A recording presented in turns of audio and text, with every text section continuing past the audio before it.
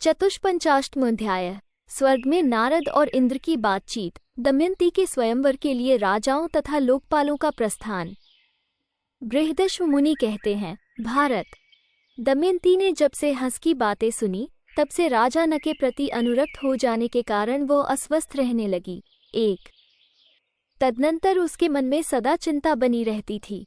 स्वभाव में दैन्य आ गया, चेहरे का रंग फीका पड़ गया और दमयंती दिन दिन दुबली होने लगी। उस समय वह प्रायः लंबी सांसें खींचती रहती थी। 2 ऊपर की ओर निहारती हुई सदा न के ध्यान में परायण रहती थी। देखने में उन्मत्त सी जान पड़ती थी। उसका शरीर पांडुवर्ण का हो गया।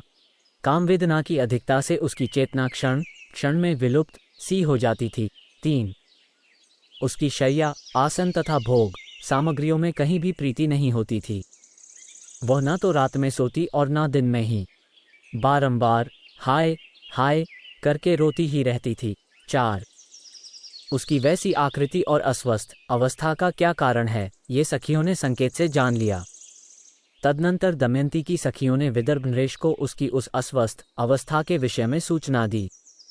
सखियों के मुख से दमयंती के विषय में वैसी बात सुनकर राजा भीम ने बहुत सोचा विचारा, परंतु अपनी पुत्री के लिए कोई विशेष महत्वपूर्ण कार्य उन्हें नहीं सूझ पड़ा।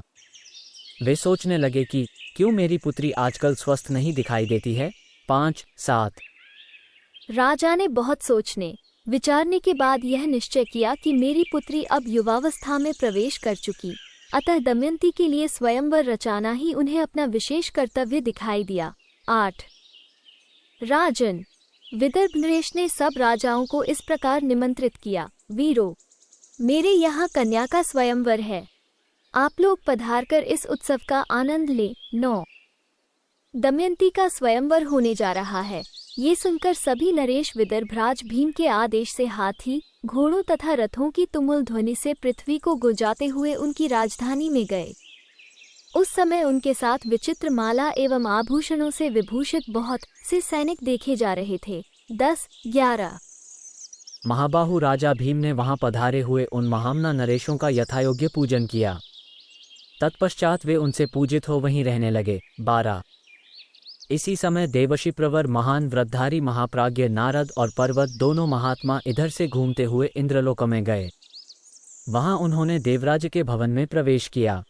उस भवन में उनका विशेष आदर सत्कार एवं पूजन किया गया। 13-14 उन दोनों की पूजा करके भगवान इंद्र ने उनसे उन दोनों के तथा संपूर्ण के कुशल मंगल एवं स्वस्थता का समाचार पूछा। 15 तब नारद जी ने कहा, प्रभु देवेश्वर, हम लोगों की सर्वत्र कुशल है और समस्त लोक में भी राजालोक सकुशल हैं। 16 बृहदश्व कहते हैं, राजन, नारद की बात सुनकर बल और वृत्रासुर का वध करने वाले इंद्र ने उनसे पूछा, मुने, जो धर्मज्ञ भूपाल अपने प्राणों का मोह छोड़कर युद्ध करते हैं और पीठ न दिखाकर लड़ते समय किसी शस्त्र के आघात से मृत्यु को प्राप्त होते हैं, उनके लिए हमारा ये स्वर्गलोक अक्षय हो जाता है और मेरी ही तरह उन्हें भी यह मनोवांछित भोग प्रदान करता है। 17-18 वे शूरवीर क्षत्रिय कहाँ हैं? अपने उन प्रिय अतिथियों को आजकल मैं यहाँ आते नहीं देख रहा हूँ। इंद्र के ऐसा पूछने पर नारद जी ने उत्तर दिया। 19 नारद जी बोले, मघवन, मैं वह कारण बताता हूँ जिसे राजा लोग आजकल यहाँ नहीं दिखाई देते, सुनिए। विदर्भ नरेश भीम के यहाँ दमयंती नाम से प्रसिद्ध एक कन्या उत्पन्न हुई है, जो मनोहर रूप सौंदर्य में पृथ्वी की संपूर्ण युवतियों को लांघ गई है। 20-21 इंद्र, अब शीघ्र ही उसका स्वयंवर होने वाला है, उसी में सब राजा तथा राजकुमार जा रहे हैं। 22 बल और वृत्रासुर के नाशक इंद्र, दमयंती संपूर्ण का एक अद्भुत रत्न है, इसलिए सब राजा उसे पाने की विशेष अभिलाषा रखते हैं। 23 ये बात हो ही रही थी कि देवश्रेष्ठ लोकपालगण अग्नि सहित देवराज के समीप आए। 24 तदनंतर उन सबने नारद जी की ये विशिष्ट बातें सुनी। सुनते ही वे सब के सब हर्षोल्लास से परिपूर्ण हो बोले, हम लोग भी उस स्वयंवर में चलें। 25 महाराज, तदनंतर वे सब देवता अपने सेवकगणों और वाहनों के साथ विदर्भ देश में गए, जहाँ समस्त भूपाल एकत्र हुए थे। 26 कुंती नंदन, उदार हृदय राजा नल भी विदर्भ नगर में समस्त राजाओं का समागम सुनकर दमयंती में अनुरक्त हो वहां गए। 27।